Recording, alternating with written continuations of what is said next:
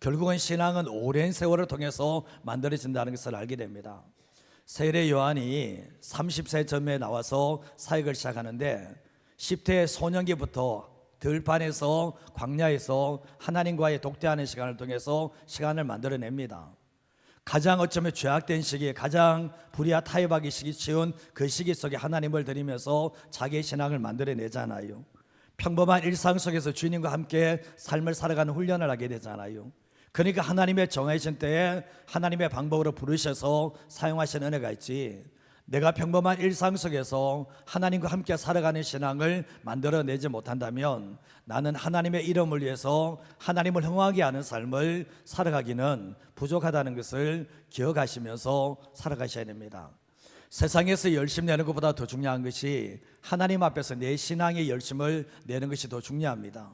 그때 하나님께서 우리의 인생을 복되게 하시고 우리를 사용하시는 하나님의 은혜가 있다는 것을 기억하시면서 살아가시기를 주님의 이름으로 축복합니다. 우리 교단신학교가 총신대학교입니다. 근데 교단신학교에 총장님이 계시는데 그 총장님이 어느 교회에서 설교하신 중에 들은 얘기입니다. 영국에 있는 교회가 무너지고 있는데 로이드 존스 목사님이 이제 목회를 참 잘하셨거든요. 근데 그 교회가 영국의 웨스트민스터 채플이거든요. 근데 그 교회가 한참 부흥할 때 3,500명 정도 나왔습니다. 오늘날 3,500이 아니고 그 당시 때 3,500명 나왔다는 것은 오늘날 이치하면 수십만 명 되는 숫자잖아요. 사실은 그런 부흥의 역사가 나는데 지금은 100명도 안 나옵니다. 100명이 무슨 100명입니까? 그 정도도 안 나오지 않거든요. 근데 그 웨스트민스터 채플에 담임 목회자가 없어요. 말씀을 전하는 설교자가 없어서 장로님들이 돌아가시면서 설교를 하고 있다는 거예요. 신학교가 무너지니까 담임 목회자가 없는 거예요. 부를 목회자가 없는 거예요. 그 정도로 어려워진 상황에 있는데 목회자가 제대로 배출되지 않으니까 결국은 장로님들이 돌아가시면서 설교하는데 그 교회가 더 좋아지겠습니까? 더 나아지겠습니까? 그건 아니라는 것을 우리는 충분히 알 수 있는 거죠. 우리 한국교회는 지금 아직 괜찮다고 얘기합니다. 여전히 신학교에 사람들이 많이 모이고 여전히 아직까지는 그래도 괜찮다 이야기하지만 미래에는 장담할 수가 없다는 것을 알게 되는데 위기의 시대를 준비하지 않으면 결국은 한국교회 또한 정말 영국교회나 미국교회 전체를 밟을 수밖에 없다는 것을 알게 됩니다. 지금 한국교회 목회자와 이전의 한국교회 목회자는 좀 다른 점이 있는데 지금 현재 목회자들의 다 그런 것은 아니지만 힘든 길을 가려고 하지 않아요. 어려운 길을 가려고 하지 않고 영광을 취하려고 하는 목회자들이 적지 않다는 것을 알게 되는데 우리가 사무엘이 보면 나중에 노년돼 가지고 이스라엘 백성들은 당신이 끝까지 우리를 양육해 주세요, 말씀을 가르쳐 주세요 하니까 사무엘이 어떻게 해야 됩니까? 거기에서 이제 그만두게 됩니다. 내 때는 끝났다라고 하면서 사무엘은 라마에 돌아가서 선지학교를 세워서 다음 세대를 길러내는 그런 모습을 보게 되죠. 그래서 결국 뭡니까? 자기 당대에서 끝나는 게 아니라 다음 세대를 세움으로 말미암아 이스라엘 백성들이 하나님의 통치하심을 받도록 만들어주기를 원했다는 것을 알게 됩니다. 우리가 이 시대에 보면 하나님의 사람이 점점 줄어지는 시대에 살고 있습니다. 경건한 사람들이 점점 끊어지는 시대에 살고 있는데 시편 12편 1절 말씀 같이 한번 읽어볼까요?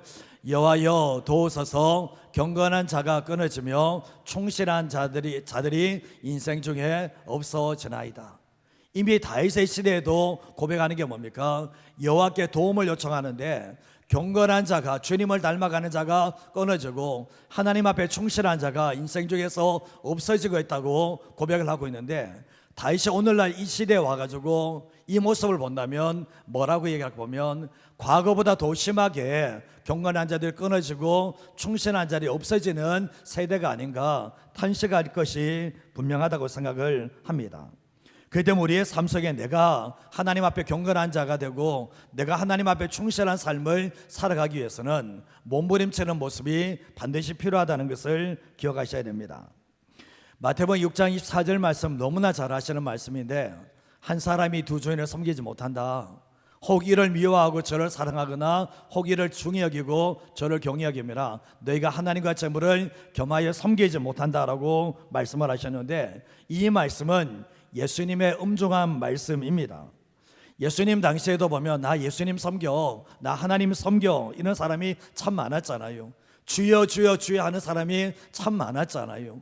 근데 예수님이 하시는 말씀이 뭡니까? 내 아버지의 뜻대로 행하는 자가 하면 천국 들어온다라고 말씀을 하신가 동시에 나 주님만 섬긴다고 하는 사람들에게 내가 과연 그러냐? 너희 마음속에 두 주인을 섬기고 있지 않아? 하나님과 재물을 동시에 섬기고 있지 않아? 주님이 이 말씀을 하셨다면 오늘날 또 주님께서 오늘날 우리에게 찾아오셔서 동일하게 하시는 말씀이 너희들이 나를 섬긴다고 하면서 너희들의 마음의 보좌에는 누가 있는 거냐 이렇게 책망할 것이 분명하다는 거죠. 근데 주님은 뭐라고 합니까? 하나님을 섬기든지 재물을 섬기든지 어느 한쪽을 선택하는 것이지 두 주인을 섬길 수는 없다라고 주님이 말씀을 하십니다. 한 집사님이 계시는데 삼성에서 일을 하셨습니다. 삼성에서 오랫동안 일을 하시다가 지금은 삼보선보다는 작지만 그래도 여전히 큰 회사에서 전무이사로 일하고 계십니다. 근데 평생 어쩌면 이렇게 충분하게 노년을 살아갈 수 있도록 직장이 좋은 데서 일하다 보니까 보수도 많이 받고 지냈거든요. 근데 이분이 지금 잘 사는가? 그러지 않아요. 이분은 일찍부터 선교의 눈이 열려져서 정말 예수 믿지 않는 사람들을 향한 그 선교의 눈이 열려져서 영혼을 살리는데 자신이 가진 돈을 썼고 자신이 가진 에너지를 썼던 것입니다.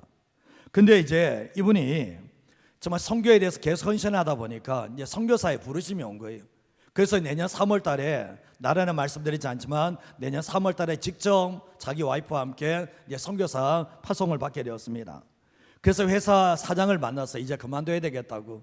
이번에 영어도 잘하고 언어도 잘하니까 회사에서 꼭 필요한 인물인데 회사 사장에게 간다 그러니까 난리가 난 거예요. 왜 가려고 하냐고. 내가 대우를 못해서 이런 거냐고. 그런 일들이 일어나게 되었던 거죠. 근데 결국은 더 늦기 전에 지금 가야 되는 것을 결정하고 내년 3월 달에 가야 될 나라를 결정을 했습니다. 근데 이분이 이제 가야 되는데 돈이 없는 거예요.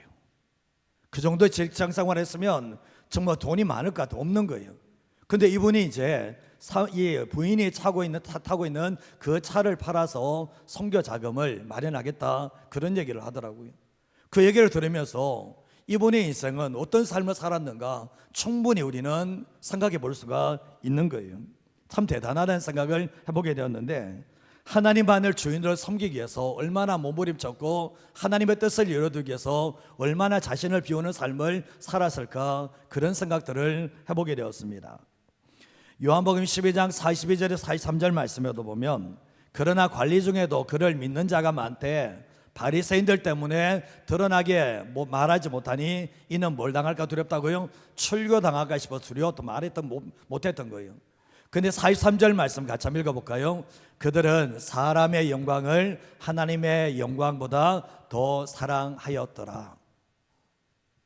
그 당시에 백성의 높은 층 위에 있는 관리들이 있었는데 이 사람들이 예수님의 복음을 들으면서 예수님을 주인으로 영접을 했어요. 예수님을 받아들였어요. 근데 출교 당할까 싶어서 내가 예수 믿는 것을 말하지 않는 거예요. 우리가 세상에 나가면 내가 교회 다니는 거, 내가 예수님 믿는 거 말하지 않는 사람들도 있잖아요. 근데 밥 먹을 때도 심지어 기도도 안 하고 밥 먹는 사람들이 있잖아요. 왜 그러냐 보면 내가 사람들 앞에서 내가 예수 믿는다는 것이 드러날까 싶어서 그렇게 행동하는 사람들이 있는데 그 사람을 통해서 주님이 하시는 말씀은 뭐냐면 너희들은 나의 영광을 사람의 영광보다 더 못하게 여긴다는 거예요. 사람의 영광을 하나님의 영광보다 더 사랑하기 때문에 그렇게 행동을 한다라고 말씀을 하고 있는 거예요. 어제 말씀 봤지만 세례 요한은 광야에서 하나님과 함께 살아가는 일상을 보냈습니다. 오랜 세월인데 그분이 나를 부르고 안 부르고는 상관이 없는 거예요. 그분과 내가 함께 살아가는 것이 더 중요한데 근데 결국은 아무런 어려운 것을 잘 느끼지 못해요. 먹을 것이 있고 입을 것이 있으니까 거기서 어쩌면 젊은 날을 가장 꽃다운 날을 하나님 앞에 드리게 되는데 감사하면서 하나님 앞에 준비가 되어지게 됩니다. 근데 하나님께서 이제 이 세례 요한의 때가 아니라 하나님께서 세례 요한을 부르실 때가 되었을 때 정확하게 부르셔서 정말 부르시는데 세례 요한에게 말씀으로 임하십니다. 이제 됐다. 이제 함께 가자. 너가 나를 드러낼 시간이 됐다. 그러면서 주님이 불러내셨던 거죠. 그러면서 마태복음 3장 1절에서 2절 말씀해 보면 그때 세례 요한이 이르러 유대 광야에서 전파이르되 회개하라 천국이 가까워왔느니라 얘기하면서 세례 요한의 시작은 회개로부터 시작하고 천국이 가까웠다는 것을 선포하는 사역이었다는 것을 알게 됩니다. 우리가 잘 아시다시피 회개 없는 구원이 있는가? 회개 없는 구원은 없습니다. 내가 내 인생의 주인 된 사람이 예수님을 주인으로 바꾸지도 않고 예수님을 주인으로 바꿨다는 사람이 내 삶에 아무런 변화가 없는데 그 사람이 구원을 받은 사람인가? 아니요, 구원 못 받은 사람입니다. 그건 아니라는 거예요. 회개하는 사람에게 천국이 임한다라고 분명히 말씀하는데 하나님을 주인으로 모신 사람들은 마음과 삶의 회개가 뒤따라야 된다는 것을 우리에게 말씀합니다. 자, 오늘 말씀을 첫 번째로 할 수 있는 게 뭔가 같이 한번 읽어보도록 하겠습니다. 하나님의 종은 자신에게 매인 사람이 아니라 하나님께 매인 사람으로 세우려고 해야 합니다. 사람의 종은 하나님이 아닌 자기에게 매인 사람으로 자꾸 만들려고 그래요. 자기 사람 만들려고 그래요. 사람의 마음을 자꾸 훔치려고 한다는 거예요. 저는 성도님들이 저의 눈치를 보는 사람이 안 됐으면 해요. 저 눈치 보는 사람 별로 좋아하지 않습니다. 저도. 성도들은 목회자를 존중해야 되겠죠. 왜냐하면 하나님의 말씀을 전하는 사람이기 때문에 사랑하며 존중해야 됩니다. 말씀에 어긋난 것을 가르치지 않는 한 성도님들은 목회자의 말씀을 따라주는 것이 기본입니다. 근데 목회자의 눈밖에 날까 봐 눈치까지 봐야 될 것은 아니라는 거예요. 성도님들은 목회자가 전하는 그 말씀을 디딤돌 삼아서 하나님 앞에 서려고 몸부림쳐야 되고 그것 때문에 목회자가 있는 거죠. 목회자가 완벽한 거 아니잖아요. 목회자도 마찬가지입니다. 성도님들을 사랑하며 존중하되 목회자가 성도들의 눈치까지 봐야 될 이유는 없는 거죠. 목회자와 성도들의 역할은 다르지만 서로 사랑하며 서로 존중하며 서로 기도하는 그 역할들을 감당해야 된다는 거죠. 제가 어떤 데 성도들의 눈치를 보고 있는 모습을 보게 돼요. 어이없는 제 행동을 하고 올 때가 있거든요. 그것도 연세 많으신 분들이 아니고 나이 어린 이 사람 눈치를 보고 있는데 그 모습을 제가 가끔씩 보게 돼요. 마태복음 10장 37절 말씀을 보시면 아버지나 어머니를 나보다 더 사랑하는 자는 내게 합당하지 아니하고 아들이나 딸을 나보다 더 사랑하는 자는 내게 어떻게 해요? 합당하지 않다라고 말씀을 하십니다. 예수님이 사람들 앞에서 나를 부인하는 것도 내게 합당하지 않지만 부모를 나보다 더 사랑하는 사람은 내게 합당하지 않다. 이런 사람은 별로 없는 것 같아요. 근데 뒤에가 문제예요. 아들과 딸을 나보다 더 사랑하는 자는 이 사람도 내게 합당하지 않다. 주님이 딱 말씀을 해보세요. 이건 뭘 이야기하는 겁니까? 부모가 자식들이 정말 부모와 자식을 더 하나님보다 더 사랑하는 사람은 주님은 내게 필요 없다라고 얘기하는 건 아니지만 내게 합당하지 않다. 주님이 말씀을 하고 있는 거예요. 마음의 중심 속에 하나님보다 사람이 새겨져 있으면 위험하다는 것을 말씀하고 있거든요. 사무엘상 2장 29절 말씀해 보면 너희는 어찌하여 내가 내 처소에 명령한 내 재물과 예물을 밟으며 내 아들들을 나보다 더 중히 여겨 내 백성 이스라엘이 드리는 가장 좋은 것으로 너희들을 살찌게 하느냐라고 말씀하고 있거든요. 하나님께서 엘리 대제사장이 그도 영적인 사람이고 하나님께 드려진 사람이라서 대제사장을 선택을 하고 섬기게 만들었는데 이 자식들이 정말 이렇게 범죄하고 자식들이 여호와를 무시하는 그런 삶을 살고 있는데 이 엘리가 어떻게 됩니까? 하나님보다 자식들을 더 중히 여기는 거예요. 하나님보다 더 자식들을 더 중히 여겨서 그렇게 하지 말라고도 말하지 않고 자식들이 마음껏 살도록 이게 망나니로 살수록 놔둬버렸던 거예요. 결국은 어떻게 됐는가? 사람이 종이 되어버렸어요. 하나님의 종이 된 엘리가 사람의 종이 되어버린 가운데서 이 엘리도 죽게 되고 자식들도 다 죽임을 당하는 그러한 일들이 있게 되었던 거죠. 이 모습 또한 뭡니까? 주님 보실 때 합당하지 않다는 것을 이야기합니다. 부모는 끊임없이 자녀들이 자신을 바라보도록 만드는 게 아니라 부모님들은 끊임없이 자식들이 하나님을 바라보도록 만들어줄 그 책임이 바로 부모에게 있다는 것을 우리에게 말씀하고 있다는 거죠. 오늘 마태복음 3장 5절과 6절 말씀에 보면 이때 예루살렘과 온 유다와 요단강 사방에서 다 그에게 나와서 자기들의 죄를 자복하고 요단강에서 세례 요한에게 세례를 받게 됩니다. 근데 세례 요한은 성령과 불로 세례를 준 게 아니라 죄 사함을 쉽게 하는 물세례라는 것을, 회개 세례라는 것을 알게 되는데, 세례 요한이 유대 광야에서 사역을 시작할 때 자신을 홍보한 적이 있습니까? 사람을 모으려고 한 적이 있습니까? 그리고 자기 자랑을 한 적이 있습니까? 자기 과시를 한 적이 있습니까? 내가 여기 있으니까 말씀 들으라고 홍보한 적이 있습니까? 그런 적 없습니다. 하나님이 보내신 사람들이 찾아오고 그리고 말씀을 듣고 그냥 떠나가도록 내버려 둡니다. 그리고 하나님께서 이 세우신 이 세례 요한은 절대로 자기 사람을 만들지 않습니다. 자기에게로 이끄는 게 아니라 하나님께로 이끄는 그 사역을 감당했는데, 사람의 종은 자기에게 오는 사람들의 마음을 훔치려고 합니다. 그 사람이 떠나가는 것을 두려워하기 때문에 자기 사람으로 만들려고 하는데, 세례 요한 또한 얼마든지 세례 요한은 저 사람이 예수님인가, 저 사람이 선지자인가 이런 인정을 받았음에도 불구하고 자기에게 찾아온 사람 얼마든지 자기의 사람으로 만들 수 있지만 그렇게 하지 않습니다. 왜냐하면 세례 요한은 아버지의 마음을 자식에게로, 자녀들의 마음을 아버지에게로 옮겨주는 그 사역이 자신의 사역이지, 그 중간에서 백성들의 마음을 훔치고자 하는 그러한 사람이 되지 않았다는 것을 알게 됩니다. 결국 뭡니까? 자신을 소개할 때 나는 광야에 외치는 소리에 불과하다. 나는 광야에 외치는 소리에 불과한데, 이 소리를 통해서 사람들이 하나님을 볼 수 있도록 만들어주는 사람이 되기를 원했던 것이 바로 세례 요한의 사역이었던 거죠. 철저하게 자기 사람 만들어낸 게 아니라 하나님의 사람을 세우려고 했던 것이 바로 세례 요한이 하나님의 종이었다는 증거였다는 것을 알게 됩니다. 참 선지자가 있는 곳에는 반드시 하나님이 보내신 사람들이 있습니다. 하나님의 말씀을 올곧게 전하고 자기 사람으로 만들지 않으려고 하는 사람에는 반드시 하나님의 사람들이 가게 되어 있다는 거죠. 성경 말씀에 천복해서 심지 않은 것은 다 뽑힘을 당한다 이야기했는데, 세례 요한이 어떻게 훈련받았습니까? 사람들과 분리된 곳에서, 사람들과 어쩌면 사람들이 분리된 곳에서 철저하게 연단과 훈련을 받았잖아요. 거기에서 하나님과 함께 삶을 살아가면서 주님이 부르실 때까지 인내하며 기다렸잖아요.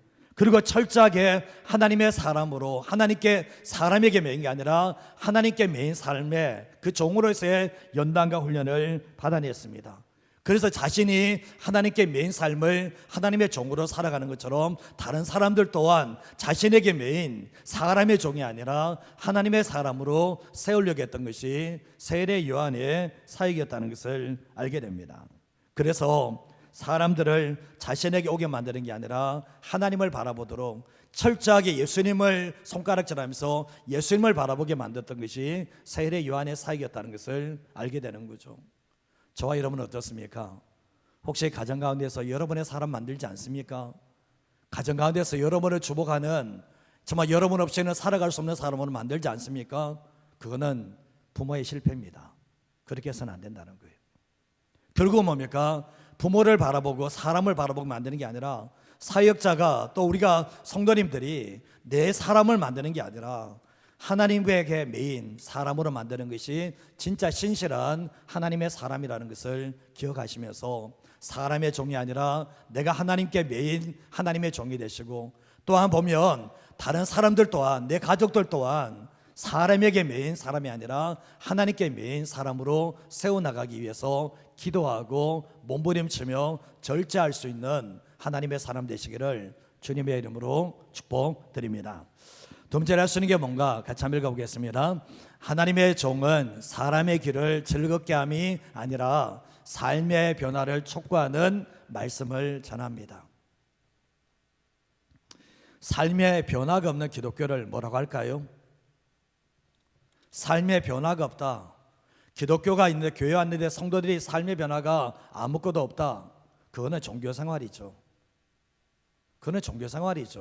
삶의 변화가 없는데 그거는 주님이 원하시는 기독교 아닙니다. 교회를 왜 나오십니까? 신앙생활을 왜 하십니까? 설교 듣고 기절걷게 하기 위해서요? 그거 아니잖아요. 하나님의 말씀을 통해서 내 삶을 변화시켜서 하나님께 맞춰지는 존재가 되기 위해서 신앙생활을 하는 것이지, 말씀을 통해서 내 귀에 그래 맞아 귀절귀게 하기 위해서 신앙생활을 하는 건 아니라는 거죠.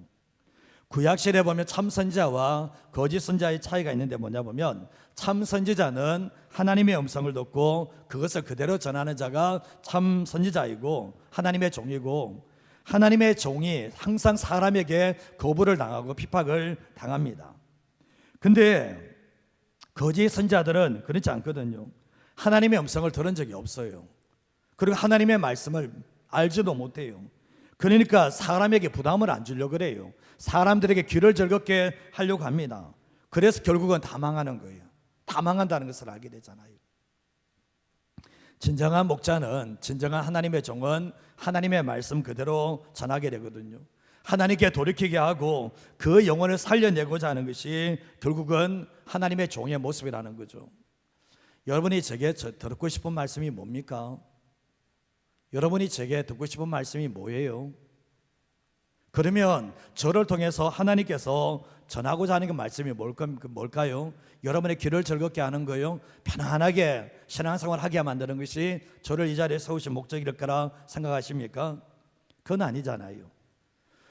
저는 이제 젊은 층들을 지난번에 만나봤는데 젊은 세대들이 고민이 많아요. 뭐 다음 세대 이게 보면 지금 애들 얘기하는 건 아니고요. 근데 교회를 다 떠나고자 하는 갈등이 있더라고요. 교회를 떠나고 싶은, 그리고 큰 교회를 가고 싶은 그런 갈등도 있고, 어떻게든지 오래 섬겼던 교회를 부담스러워 떠나고 싶은 그런 갈등을 이야기하더라고요. 끝내 그 생각을 버리지 못해서 교회를 떠나는 사람들이 있었고, 떠나는 걸 제가 붙잡지는 못해요. 근데 반면 이런 이야기도 하더라고요. 목사님, 저도 떠나려고 했고 와이프하고 다 의논도 다 했습니다. 근데 지금도 이렇게 모이지만 제 마음의 속에는 떠나려고 하는 불씨가 제 안에 여전히 남아 있습니다. 이런 이야기를 솔직하게 하더라고요. 근데 목사님의 말씀을 통해서 전해지는 하나님의 말씀이 있기 때문에 그렇게 해서는 안 된다 생각했다는 거예요. 저가 아니라 하나님의 말씀이 들려지기 때문에 못 떠난다 얘기를 하더라고요. 그 얘기를 하더라고요. 그러면서 고마웠습니다. 뭐냐 보면 저 때문에 못 떠나는 게 아니라 하나님의 말씀이 있기 때문에 떠나지 못한다, 이런 얘기를 해주는 것이 너무나 고마웠거든요. 오늘날 많은 사람들이 자기 귀에 듣기 즐거운 설교를 하고, 지금 교회가 너무나 많으니까 자기에게 부담이 안 되는 교회를 얼마든지 찾아가서 얼마든지 들을 수 있는 시대인데, 결국은 그 선택은 본인이 하는 거죠. 오늘 마태복음 3장 7절에서 9절 말씀을 보시면, 요한이 많은 바리새인들과 사두개인이 세례 베푸는 데로 오는 것을 보고 이르되 뭐라고 합니까? 독사의 자식들아, 누가 너희를 가르쳐 임박한 진노를 피하라 하느냐 얘기하면서, 그러므로 회개에 합당한 열매를 맺고 속으로 우리가 아브라함이 우리의 조상이고 우리가 아브라함의 자손이라고 생각하지 마라. 너희 아니라도 하나님이 이 돌들로도 하나님의 아브라함의 자손이 되게 할 수 있다라고 그렇게 말씀을 전했던 겁니다. 정말 이 많은 바리새인과 사두개인들도 세례 요한이 베푸는 그 세례 현장에 왔습니다. 세례 베푸는 데 왔는데 세례 요한이 조금 따뜻한 말 해주면 어떻습니까? 조금 부드러운 말 해주면 어떻겠습니까? 독사의 자식은 네 뱀의 자식들아, 이 사단의 자식들, 이렇게 얘기해버린 거잖아요. 너희들에게 임박한 진노가 피할 수 있겠을 것 같느냐? 그렇지 않다라는 것을 이야기하는데, 이거 듣고 난데 얼마나 화가 치밀었을까? 이거 듣고 난데 얼마나 속이 거북했을까 생각을 해보게 되죠. 그리고 3장 10절 말씀에 보면 이미 도끼가 나무 뿌리에 놓였는데 좋은 열매 맺지 않은 나무마다 다 지켜 불에 던져진다라고 말씀합니다. 도끼가 멀리 있는 게 아니라 이미 나무 뿌리에 놓여 있다라는 거예요. 이 때리면, 찍어버리면 다 찍힌다는 것을 이야기를 하고 있죠. 뭘 이야기하는 겁니까? 회개를 촉구하고 변화를 촉구하는 이 말씀이라는 건 알잖아요. 근데 11절과 11절 말씀에 보면, 나는 너희를 회개하게 하기 위해서 물로 세례를 베푸지만 내 뒤에 오시는 이는 나보다 능력이 많은데 나는 그의 신을 들기도 감당하지 못한다. 그는 성령과 불로 내게 세례를 준다라고 말씀하시면서 손에 키를 들고 자기의 타작마다 등을 정하게 하사 알곡과 모아 곡간에 넣고 축적이는 꺼지지 않는 불에 태우시겠다라고 말씀을 합니다. 세례 요한은 자신의 뒤에 오는 예수님을 드러내시면서 그분께서도 알곡과 가라지를 드러내실 거라고 분명히 말씀을 하고 계십니다. 근데 누가복음 3장 10절 말씀 같이 한번 읽어볼까요? 같이 읽겠습니다.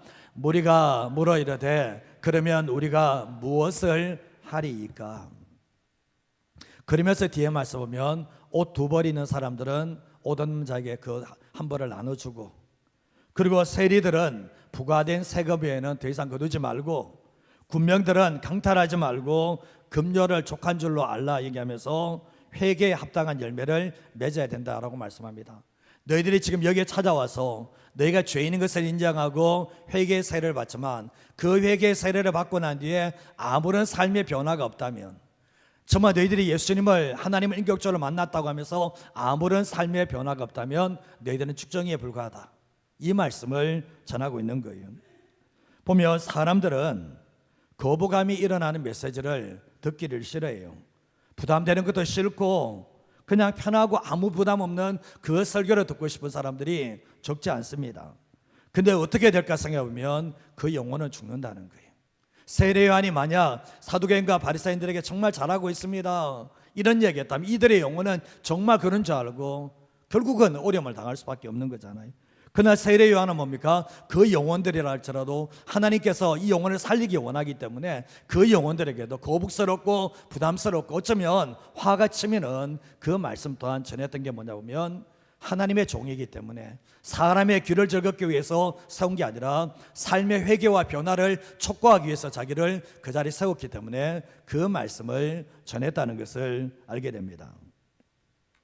설교의 목적은 하나님께 돌이키게 만들고 삶의 회개가 일어나고 변화가 일어나게 하는 것이 설교의 목적이라는 것을 알게 되죠.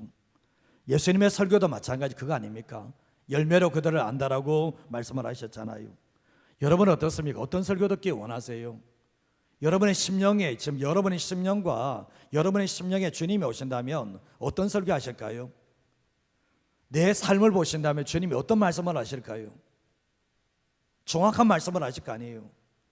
정말 내 삶에 변화가 없다면, 내가 예수 믿고 난 뒤에 주님이 주인 내 삶이 아니라 내 삶이 주님이 원하시는 삶을 살지 못한다면 주님이 내게 와서서 이 말까지는 안 하겠지만, 독사의 자식이라고 말은 안 하겠지만 주님이 어떤 말씀을 하실지 한번 생각해 보셔야 할 필요가 있다는 거죠. 저도 그렇습니다. 니는 어떤데? 우리는 삶을 살아갈 때 말씀을 많이 알면 그게 자기 신앙인 줄 알아요. 아니요, 그게 아니죠. 하나님의 말씀에 순종하는 게 자기 신앙이지 어떻게 하나님의 말씀을 아는 게 자기 신앙이 될 수 있습니까? 그건 아니죠. 하나님의 말씀을 많이 아는 거 너무 중요하지만 하나님의 말씀을 많이 알고 순종하지 않으면 그 사람이 바리새인인 거예요.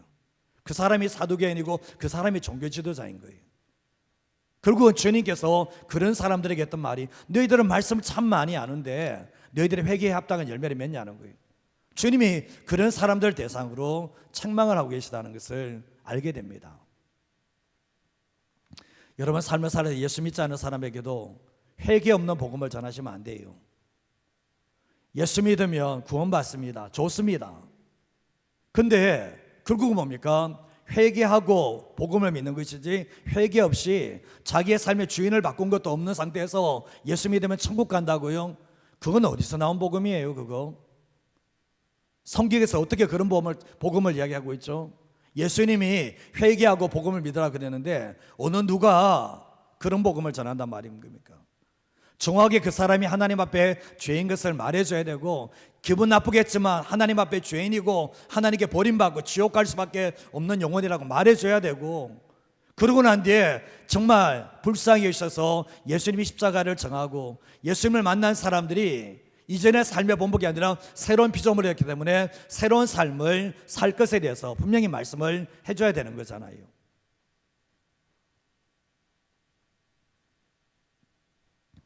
세례 요한은 자기가 남기를 원하지 않았어요.